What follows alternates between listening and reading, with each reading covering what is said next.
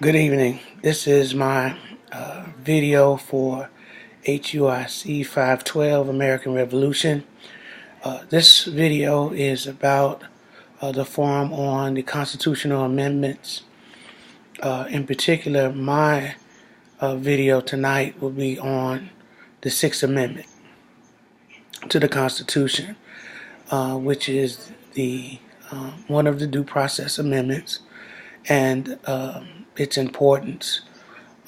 In context, primarily, the Sixth Amendment to me is important because of the framers, in particular Patrick Henry, George Mason, and Thomas Jefferson, the Anti-Federalists, wanted assurances that their civil liberties and civil rights would be protected under the Constitution. Whereas James Madison and Hamilton really were trying to bring structure and financial stability to the new republic that was lacking in the Articles of Confederation.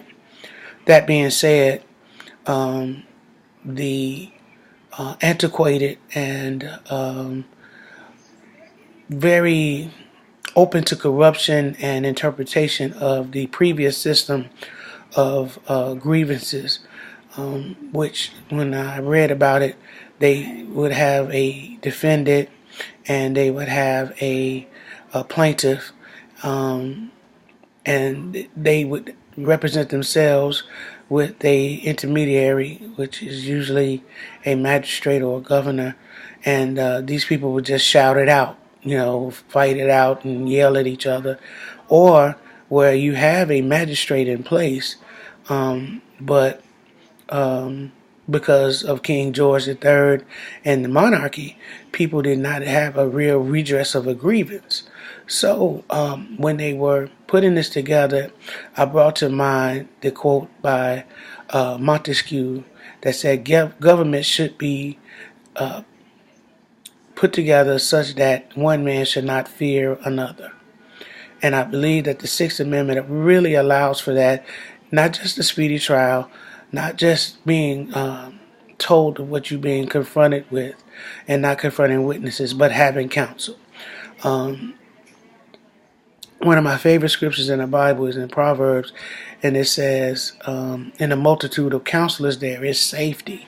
And it's very important to me as a Bible-believing person, and seeing this particular scripture deployed through the Sixth Amendment, which states this particular section, that the accused shall have the assistance of counsel for his defense. Growing up Baptist, it was always taught to me that Jesus would be a lawyer in a courtroom, and that he is our advocate, he's our intercessor. He's making pleas to us on behalf of the Father. And it's important that here that we are instituting the kingdom on earth through this democracy, that we have to have these assurances that the Sixth Amendment is in place, that when I can't speak for myself, when I don't cannot correctly say and know what to say, that I have an advocate, and that we put this in place so that people can have a fair trial. They can be free from fear, and knowing that when they are able to present their case in a way that shows that they were either ignorant of the law or they're ready to pay their penance for the wrongs that they have done, but not more than what they need to pay, then that's the importance of the Sixth Amendment to me. It is very key and important. Now, there are two particular cases that I found as I researched this. One was in particular interest to me was the Scarborough Boys, as a African American scholar and as a history teacher, that the Scarborough Boys in Alabama, this is a negative view of lack of counsel. These men were denied counsel, Powell versus Alabama, and they were denied counsel, and for that they were actually executed for the rape and murder of a young white female during this time, the 1920s, 1932 in particular. And then, of course, the landmark case for the right to counsel is getting Wainwright.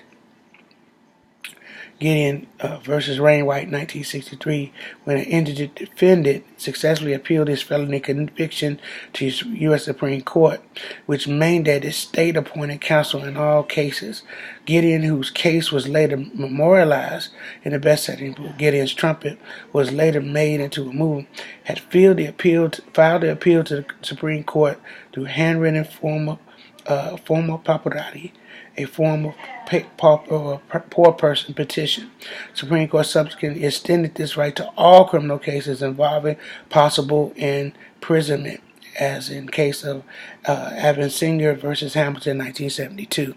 So, as you can see, to me, the Sixth Amendment is key and integral in having a democracy that's of the people, by the people, for the people, as we are a Bible-based college at Liberty University. I believe that we should bring out and be able to show how important it is for us to have these civil liberties that's based in the scriptures. Thank you for listening.